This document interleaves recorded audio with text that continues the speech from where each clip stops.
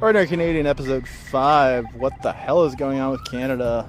Here's a weird one. This week the Pentagon posted a routine procurement notice on its contracting website. Standard stuff.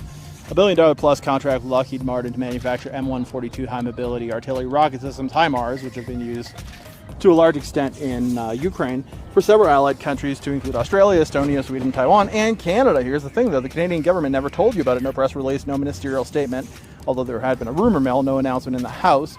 The deal, which sources says was finalized months ago, sometimes last winter, was quietly signed, and a prepared public statement was apparently drafted and then pulled back, and Ottawa said nothing. Canadians found out because a Pentagon bureaucrat posted a contract notice on a website.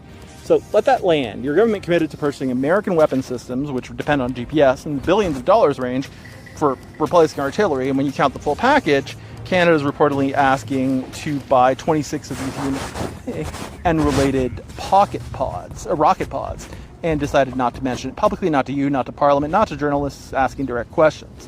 Why? Well, defense analyst Dave Perry, who follows this closely, put it plainly: the Liberal government didn't want the political optics of buying more American weapons right when they were telling everyone they'd buy less American equipment. Mark Carney ran on diversifying Canadians' defense procurement supply away from U.S. suppliers. He ordered a review of the F-35, which we've talked about, and at the same time, quietly, the check was going in the mail to Lockheed Martin for a different weapon system. To be clear, the HIMARS is a legitimate capability gap. The Canadian Army is still using old artillery, and the Canadian Army said it needs long-range precision strikes to maintain its NATO commitments, particularly for its troops stationed in Latvia.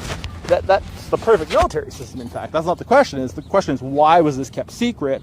Why draft a statement and then suppress it? Why let Canadians discover their governmental defense commitments through a Pentagon website?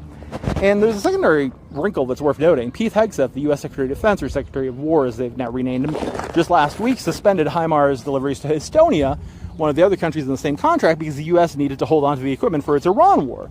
So Canada is now in a procurement deal where delivery could theoretically be subject to American wartime priorities. So what's the plan? Well, Defense Minister David McGuinty was asked about delays this week. The military's top commander said she wasn't aware of any, but the question was asked, which means someone is potentially worried. In a democracy, billion-dollar military commitments made in your name aren't supposed to be secrets you find out about from foreign government websites.